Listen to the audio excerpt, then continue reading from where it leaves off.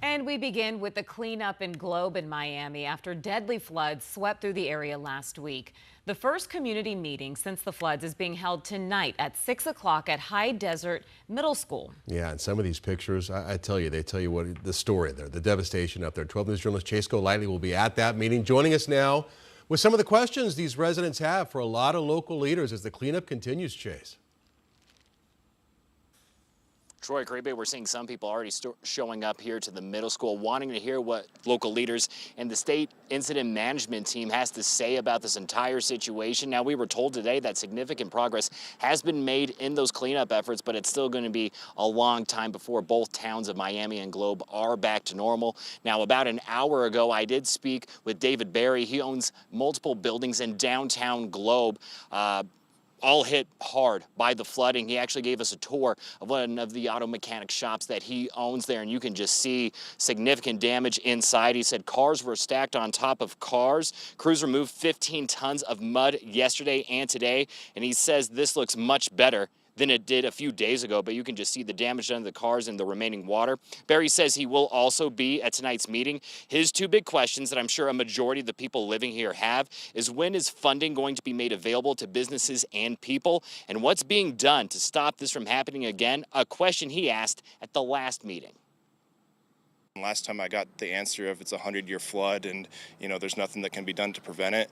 But I still think that there should be some measures taken to prevent it. If it doesn't happen on this scale, on a smaller scale, because, if it's 2 feet or 4 feet, water still coming in ruins people's businesses and stops the place down.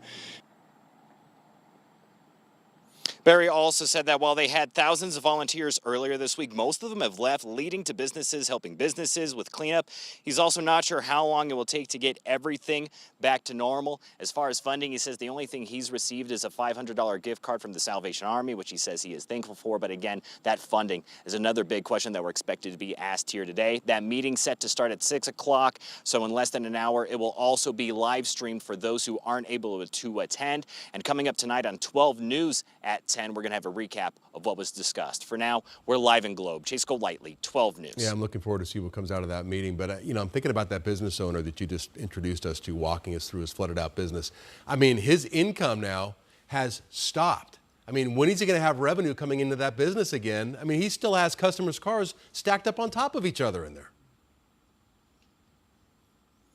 Right, and what's interesting is that what you're seeing in there, of course, to us it looks devastating, but to him, he's like, hey, this situation is so much better. They were able to remove about half a dozen cars from that area earlier, so that's progress being made, what you're seeing right there, but still a long ways to go. And again, he's saying he's not sure how he can financially recover from this. Yesterday, I spoke with a woman who owns the antique shop. She's saying that she might have to close her doors for good. She told me that she really can't see a light at the end of the tunnel. So, of course, the whole funding situation from either the state or federal resources, that's going to be big and definitely a question that is going to be asked here tonight, because a lot of people's livelihoods are really on the line. And like you mentioned, no income right now. So a lot of questions that are hoping to be addressed tonight. Yeah, there's a lot of uncertainty there. All right, Chase, we'll check back in with you after you find out what happens at that meeting. Thank you, Chase.